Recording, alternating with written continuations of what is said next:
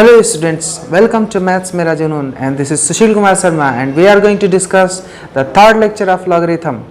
So let us start with it. तो इस lecture में कहीं न कहीं हमें दो चीज़ें समझनी है, number of zeros and number of digits. कहीं न कहीं फॉर अ गिवन वैल्यू कहीं न कहीं number of zeros, number of digit उसमें कितने होंगे. तो पहले इसमें नंबर ऑफ डिजिट्स का मतलब क्या है, नंबर ऑफ डिजिट्स का मतलब क्या है. तो पहले अगर ये छोटी सी बात समझते हैं, इस लॉजिक को लेके कहीं न कहीं सवाल सॉल्व करेंगे. 430,221.24. तो अगर मैं आपसे पूछूं कि before decimal number of digits की बात करेंगे, नंबर ऑफ डिजिट्स, तो नंबर ऑफ डिजिट्स कितने होंगे, 6. तो कहीं ना कहीं ऐसे नंबर ऑफ डिजिट्स आप बता सकते हो कि बिफोर डेसिमल के पहले नंबर ऑफ डिजिट 6 है. अगर नंबर ऑफ जीरोस की बात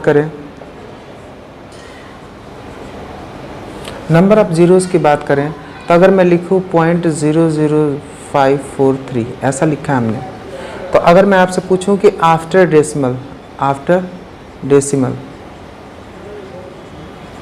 नंबर ऑफ जीरोस कितने हैं इसमें, तो after decimal number of zeros अगर आप देखोगे तो क्या है इसमें, जो नॉन ज़ीरो डिजिट्स हैं उससे पहले जितने ज़ीरो आ चुके हैं, तो उससे पहले कितने ज़ीरोज़ आ चुके हैं, 2.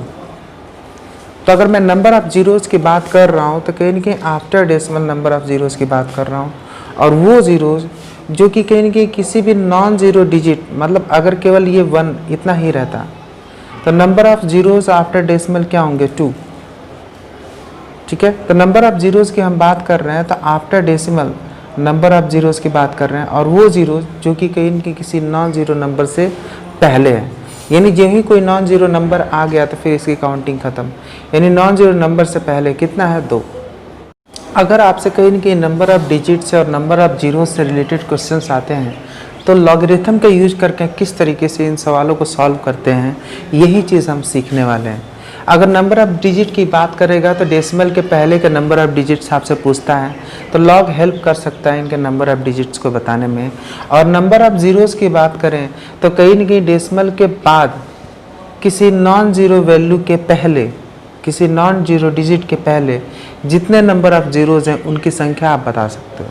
तो आप कहोगे सर ये तो देख के वैसे ही कोई 2 बता देगा और ये कहीं न कहीं इसे बता देगा. हाँ ठीक है, ये बता देगा, लेकिन आपको ये लॉजिक समझ में आ रहा है ना कि अगर मैं नंबर ऑफ ज़ीरोज़ बोल रहा हूँ तो नंबर ऑफ ज़ीरोज़ मुझे क्या चाहिए, after decimal number. Decimal number के बाद नंबर ऑफ ज़ीरोज़ अगर हमें चाहिए तो कहीं न कहीं नॉन ज़ीरो के पहले वाला चाहिए, है ना. तो ये बात समझो कि जो भी नॉन ज़ीरो है उसके पहले वाले जितने ज़ीरोज़ आ सकते हैं वो सारा ज़ीरो हम निकाल सकते हैं.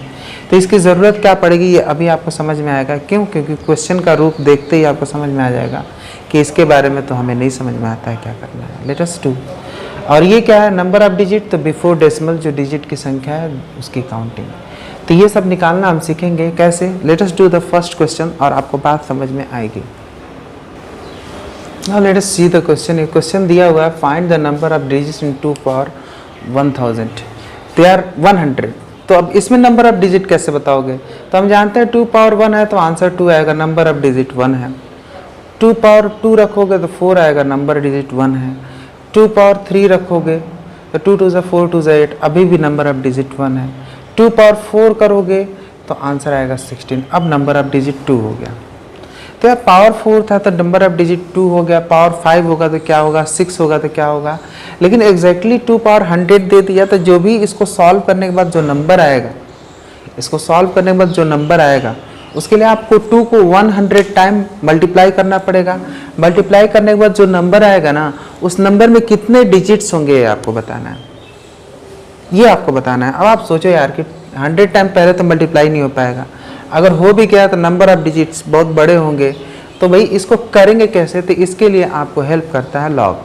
किस तरीके से लॉग हेल्प करता है, तो इसको समझने के लिए पहले तो आप ये समझो कि अगर कहीं ना कहीं मैं लिख दूंगा 10 to the power 5, इसका मतलब क्या हुआ, 10 टू द पावर 5 का मतलब हुआ 10 के आगे कितना जीरो, 5 जीरो।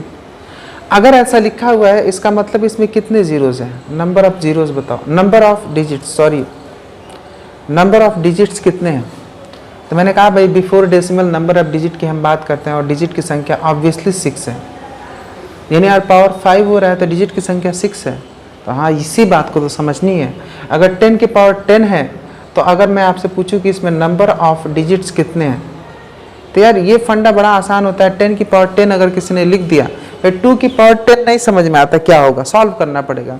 लेकिन 10 की पावर 10 किसी ने लिख दिया तो आप देख के बता सकते हो कि यार यहाँ तो 1 के आगे 10 जीरो करने हैं, ठीक है। 1 के आगे 10 जीरो करने हैं तो नंबर ऑफ डिजिट कितने हो जाएंगे, 11 हो जाएंगे। तो 10 की पावर में अगर कोई वैल्यू हमें मिल गया तो हम डिसाइड कर सकते हैं नंबर ऑफ डिजिट कितने होंगे। जैसे कि मान लें अगर किसी को सॉल्व किया उसकी वैल्यू है 10 की पावर 21.2, तो यार इससे आप ये समझो कि 10 की पावर 21.2 है, तो 0.2 तो मुझे नहीं समझ में आ रहा है, लेकिन मुझे ये समझ में आ रहा है कि 10 की पावर 21 तो है और ये 21 बता रहा है कि 1 के बाद आपको 21 जीरोज लगाने हैं। ये कहने की ये बता रहा है कि आपको 1 के बाद 21 जीरोज लगाने हैं।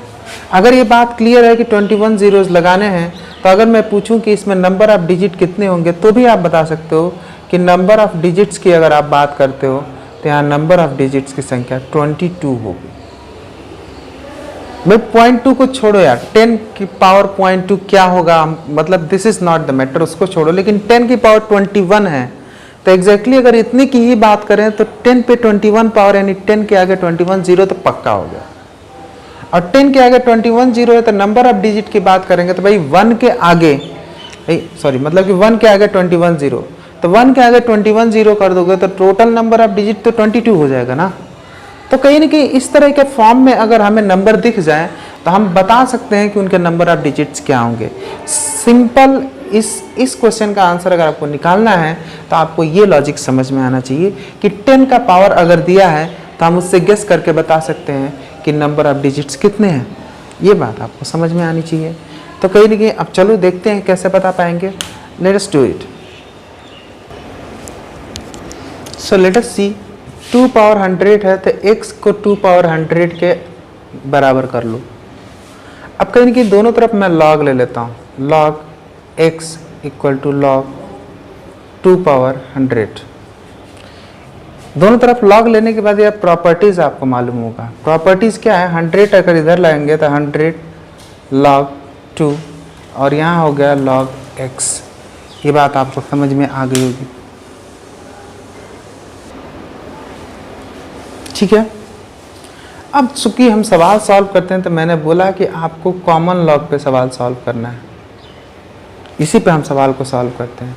तो फिर कैसे सॉल्व होगा, तो 100 इंटू log 2 बेस 10 और log 2 बेस 10 की वैल्यू होती है, अब पहली वैल्यू तो याद ही कर लो 0.3010। बहुत ज़्यादा वैल्यू नहीं याद करनी है, बस इतना ही याद करना, इतना याद रखो 0.3010। तो फिर ये कितना होगा, तो log बेस 10 x और इसको सॉल्व करोगे 100 से मल्टीप्लाई करोगे तो ये आएगा 30.1, आएगा कि नहीं। और यार log से बस log को भगाना है और सवाल को सिंपल बनाना है। तो मैंने बताया था कि 10 आएगा और 30.1 को कंधे पे उठाएगा तो फिर log अपने आप चला जाएगा, x रह गया, log चला गया। 10 की पावर 30.1, अब पिछले डिस्कशन से आप मैच कर लो। अभी मैंने डिस्कशन किया कि 10 की पावर अगर 2 है इसका मतलब उसमें डिजिट बाई, मैंने डिस्कस किया था कि 10 की पावर 2 है इसका मतलब है ये 100, यानी इसमें 3 डिजिट पक्का है। 10 की पावर 4 है इसका मतलब है 1 के आगे 4 जीरो, यानी 5 डिजिट का नंबर पक्का है। अब 4.1 है तो सिंपली ये क्या हो जाएगा, आप ऐसे देख लो 10 पावर 0.1 हो जाएगा। 10 पावर पॉइंट सॉल्व करोगे तो कोई 1 डिजिट नंबर आएगा जो 1 से मल्टीप्लाई हो जाएगा, तो भी डिजिट की संख्या वही बनी रहेगी, ठीक है ना। इसको सॉल्व करोगे तो कोई 1 डिजिट नंबर आएगा जो इससे मल्टीप्लाई हो जाएगा। मान ले इसकी वैल्यू 2 आती है तो 2 इंटू 10,000 क्या हो जाएगा, 20,000। तो 20,000 भी होगा तो उसका भी नंबर ऑफ डिजिट कितना होगा, 5 ही होगा। तो इससे बहुत ज़्यादा असर नहीं पड़ता, इसीलिए हम इसको हम कंसिडर नहीं कर रहे हैं। हम कहीं ना कहीं लॉजिकली समझने की कोशिश कर रहे हैं कि यार 10 पावर 0.1 की वैल्यू 1 या 2 कुछ भी हो तो 2 इंटू 10,000 दैट इज, मान के चलो इट बिकम्स 20,000। इसमें नंबर ऑफ डिजिट की संख्या कितनी है? 5। तो कहीं ना कहीं ये बात कहीं ना कहीं हमें ये समझा दिया कि हम अगर इस फॉर्म में कोई वैल्यू है तो नंबर ऑफ डिजिट बता सकते हैं। तो यहाँ नंबर ऑफ डिजिट का डिस्कशन तो हो सकता है, नंबर ऑफ डिजिट्स का डिस्कशन हो सकता है, दैट इज 31, क्योंकि 30.1 है तो आप डायरेक्ट उसे आप 31 लिख सकते हो। मुझे लगता है ये सवाल आपको समझ में आ चुका होगा, क्योंकि कहीं ना कहीं 31 कैसे आया इसका आइडिया लग गया होगा। तो ये कैसे मैंने बदला, ये बदलना तो मैंने आपको सिखाया था, आपको समझ में भी आ गया कि किस तरह से सर ने कर लिया। लेकिन इसको और बेटर तरीके से, मतलब जस्ट देख के आप समझ जाओ तो आपको ये भी करने की ज़रूरत नहीं है। गेस आप यहीं से कर सकते हो कि नहीं बताओ? यहीं से गेस कर सकते हो। यहीं से अगर मैं नंबर ऑफ डिजिट्स आपसे पूछूं तो अगर इस फॉर्म में वैल्यू आ चुकी है तो नंबर ऑफ डिजिट्स अगर मैं आपसे कहूं तो आप डायरेक्ट यहीं से लिख सकते हो, आगे की स्टोरी लिखने की ज़रूरत नहीं है। और वो क्या होगा, जो भी ये वैल्यू आई है उस वैल्यू को का जो डेसिमल वाला पोर्शन है उसे हटा दो, है ना, और +1 कर दो, दैट इज़ 31। ठीक है, डेसिमल वाला पोर्शन को हटा दो और फिर +1 कर दो, है ना। ये बात आपको समझ में आ गई होगी। यहाँ डेसिमल में 0.1 था, ठीक है। Now you got the second question. Just do the second question. Pause the video and try. Same question है और इसका solution आप कर लोगे। See it. आप 3 पावर 50 में कितने डिजिट्स होंगे इसको सॉल्व करना है। Okay, you must have done. Let us do. अगर मान ले इसको x मानते हैं तो this is 3 पावर 50, दोनों तरफ log लेते हैं तो log x and this is log 3 power 50। आपको एकदम अब बात समझ में आ रही होगी क्योंकि ये स्टेप हम एक बार कर चुके हैं। फिर मैंने ये बताया था कि ये जो पावर है ये क्या हो जाएगा, आगे आ जाएगा, ठीक है। इसके अलावा एक और चीज़ है कि जो कहीं ना कहीं 3 है, 3 तो यहाँ बना रहेगा। मैंने बेस के बारे में बात करा कि जनरली हम कहीं ना कहीं बेस 10 पे डिस्कशन करते हैं। बेस 10 पे डिस्कशन करते हैं तो log base 10 x is equal to 50 into log 3। log 3 की वैल्यू कहीं ना कहीं आपको याद होनी चाहिए, दैट इज़ 0.47। आपको बहुत डेप्थ में नहीं जाना है, 0.47 इतना भी वैल्यू याद होगा तो काम चल जाएगा। कहीं ना कहीं log 2 की वैल्यू बेस 10 हमने 0.3010 की बात करी थी और log बेस 10 है और 3 की value 0.47। Just remember this much, ये छोटी छोटी वैल्यू याद रखोगे तो कहीं ना कहीं इधर उधर आपको देखना नहीं पड़ेगा। इतना वैल्यू याद करने की हैबिट डालो तो सेकेंड वैल्यू आपको याद होना चाहिए, ठीक है। इसको सॉल्व करोगे तो आएगा 23.50 यानी 23.50। अब फिर कहीं ना कहीं नंबर ऑफ डिजिट्स की बात अब हम कर सकते हैं।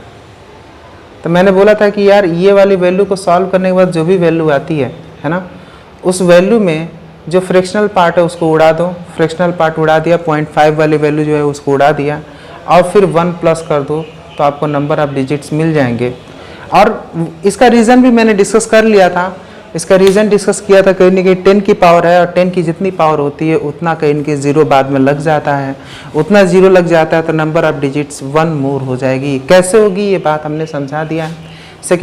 सेकेंड वाला क्वेश्चन भी समझ में आ चुका होगा। मैं थोड़ा सा इसको फिर से एक्सपेंड भी कर देता हूँ, इतना तो हो ही गया, इसको एक्सपेंड कर देता हूँ जस्ट फॉर यू। कहीं ना कहीं इसको आगे लिखेंगे तो ये लिखा हुआ है log base 10x and that is 23.50। मैंने कहा था कि 10 आएगा इसको कंधे पे उठाएगा, ठीक है, और x यहीं रह जाएगा।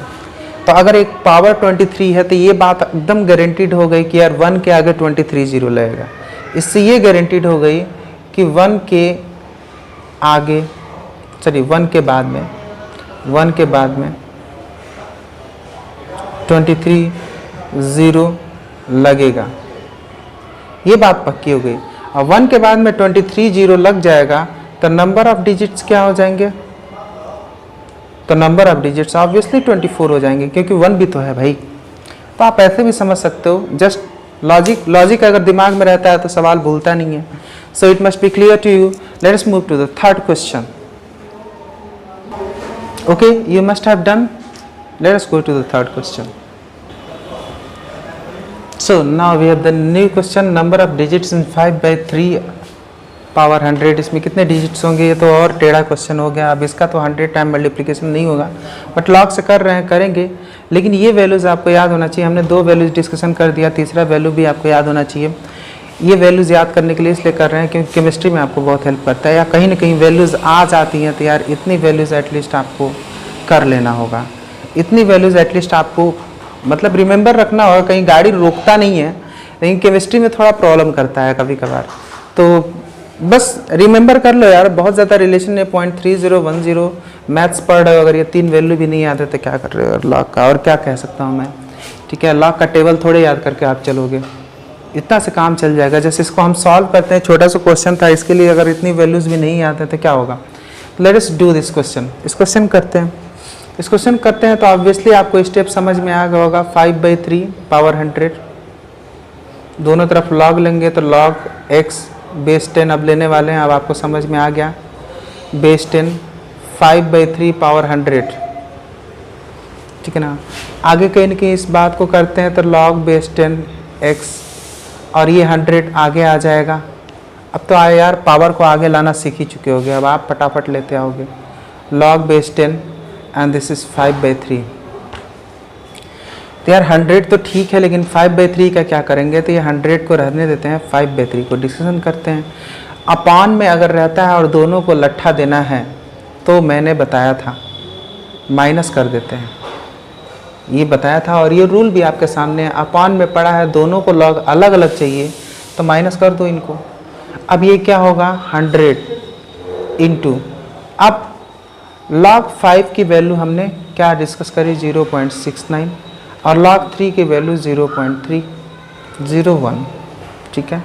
माइनस करके बस इसे सॉल्व कर देना है, ठीक है. तो ये हो गया 100 इंटू 0.389, तो ये हो गया 38.9. तो कहीं ना कहीं यहाँ पे log बेस 10 x की वैल्यू 38.9 हो गया. मैंने बताया था नंबर ऑफ डिजिट्स. अब आप यहाँ से डायरेक्ट लिख सकते हो क्योंकि डिस्कशन जो करना था हम कर ही चुके हैं. और द नंबर ऑफ डिजिट्स लिखने का फंडा क्या बताया था कि इसका जो डेसिमल वाला वैल्यू है उसे उड़ा दो और फिर बचा 38, इसमें 1 जोड़ दो, दैट इज़ 39. तो आंसर क्या हो जाएगा, number of digits before the decimal इसके 39 डिजिट्स होंगे. ये यहाँ से आपको क्लियर हो गया, ठीक है. और कहीं ना कहीं ये वैल्यू से थोड़ा सा रिश्ता नाश्ता जोड़ ही लो, थोड़ा सा आसान कर देता है ना. Just for your doing mathematic habit, mathematics की एक हैबिट है और कुछ नहीं, ठीक है. नंबर ऑफ डिजिट्स के बाद से नंबर ऑफ जीरोस का डिस्कशन कर लेते हैं. नंबर ऑफ जीरोस क्या है इसका. तो नंबर ऑफ जीरोस अगर इसमें आपको समझना है तो कैसे करेंगे. तो आप देखो कहीं ना कहीं ये जो वैल्यू दी है इसमें पहले इसको समझो. 10 पावर -2, ठीक है. 10 पावर -2 क्या कहता है उसको समझो.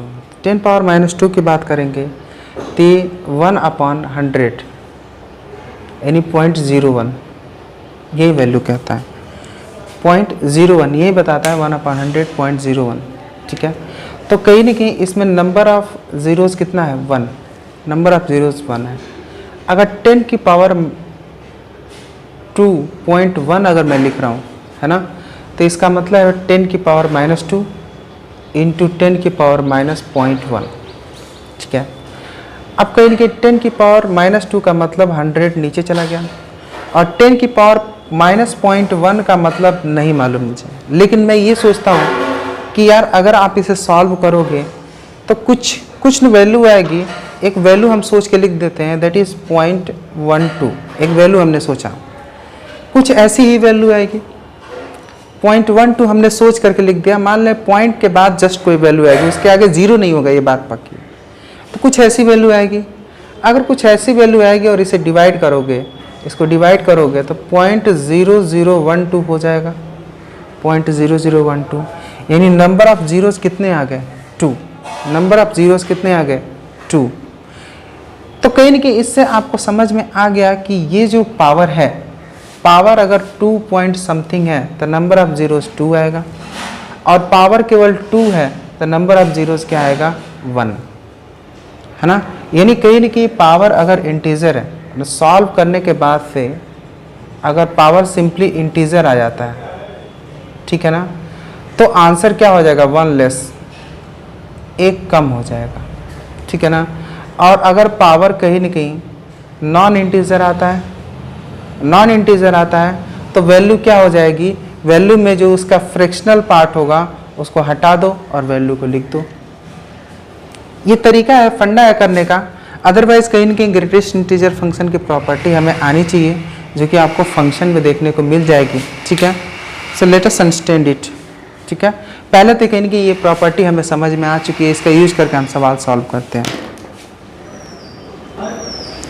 यार इस सवाल को मैं टोटल ऑब्जर्वेशन पे कर रहा हूँ। अगर कहीं कि x equal to 2 power minus 100 है, दोनों तरफ log लेते हैं, log का बेस 10 होगा, ठीक है ना, log का बेस 10 2 पावर माइनस 100 है, ठीक है। इसको आगे सॉल्व करते हैं, log का बेस 10 x और ये माइनस 100 आगे आ गया, log का बेस 10 एंड दैट इज़ 2 यहाँ पे रह गया, माइनस 100 आगे चला गया और इसकी वैल्यू अगर हम सॉल्व करते हैं तो ये है 0.301 आता है। इसको हम फिर से सॉल्व करते हैं, log बेस 10 x, तो इसकी वैल्यू सॉल्व करने पे आता है माइनस 30.1। अगर इसको फिर फर्दर हम सॉल्व करते हैं तो 10 आएगा, इसको कंधे पे उठाएगा, दैट इज़ 30.1 को, और यहाँ x रह जाएगा, ठीक है। यहाँ माइनस लगा था, माइनस रहेगा। मैंने ये डिस्कस किया था कि अगर कहीं ना कहीं फ्रैक्शनल वैल्यू भी इसमें है तो आप डायरेक्ट यहाँ से आंसर निकाल सकते हो, नंबर ऑफ ज़ीरोज़ निकाल सकते हो, ठीक है। फ्रैक्शनल वैल्यू को उड़ा दो और डायरेक्ट आंसर लिख दो, दैट इज़ 30। ना तो माइनस ना तो फ्रैक्शन, सबको उड़ा के एग्जैक्टली वो वैल्यू लिख दो। आप कहोगे सर ये कैसे आपने सोचा, तो मैं अभी पिछले जस्ट लॉजिकली मैंने आपको समझाया कि ये कैसे निकल के आता है और उसी लॉजिक के आधार पे इस सवाल को किया। मैं ग्रेटेस्ट इंटीजर को अभी इन्वॉल्व नहीं कर रहा हूँ, just you read in the function, आप ग्रेटेस्ट इंटीजर समझ जाओगे तो आपको ये बात भी समझ में आ जाएगी। अदरवाइज मैं कर देता हूँ यार। आपको ये लॉजिक क्लियर है? क्लियर हो गया लॉजिक? पक्का क्लियर हो गया होगा? Fine, let's go further. अब इनकी एक जनरल टेंडेंसी ले लो कि अगर नंबर ऑफ जीरोज़ की बात करनी है ना, नंबर ऑफ जीरोज़ की बात करनी है तो इसकी जो भी वैल्यूज़ आएगी, इसकी जो भी वैल्यूज़ आएगी उसका हम क्या ले लेंगे, उसका हम ले लेंगे ग्रेटेस्ट इंटीजर फंक्शन। हो गया, एंड दैट इज +1, और उसमें 1 प्लस कर देंगे, उसमें क्या करेंगे 1 प्लस कर देंगे। ये बात आपको क्लियर होना चाहिए, ठीक है। तो 1 प्लस कर दोगे तो आप एक बात और समझ लो कि कहीं ना कहीं कोई नेगेटिव में वैल्यू होती है तो ग्रेटेस्ट इंटीजर फंक्शन लेने से क्या होता है, वो वैल्यू एक पीछे चली जाती है। जैसे ये -30 है और यहाँ -31 है, ठीक है। तो आप बताओ -30.1 किधर होगा, यहाँ पे होगा भाई, -30.1 इधर ही कहीं होगा ना। सॉरी यार मैं उल्टा कर रहा हूँ, मान लीजिए -30 है और ये -31 है, ठीक है। तो -30.1 क्या होगा, यहीं कहीं होगा इसी के पास -30.1। तो होता क्या है इस रूल में कि जब भी आप ग्रेटेस्ट इंटीजर लेते हो तो वो नंबर पीछे खिसक जाता है, यानी आके यहाँ बैठ गया।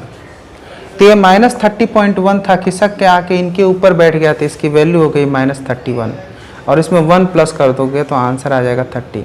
ये माइनस में आएगा, चूँकि माइनस का कोई मतलब नहीं है, हमें तो नंबर जानना है कि कितने कहीं न कहीं डिजिट्स होंगे, तो उनका नंबर है 30।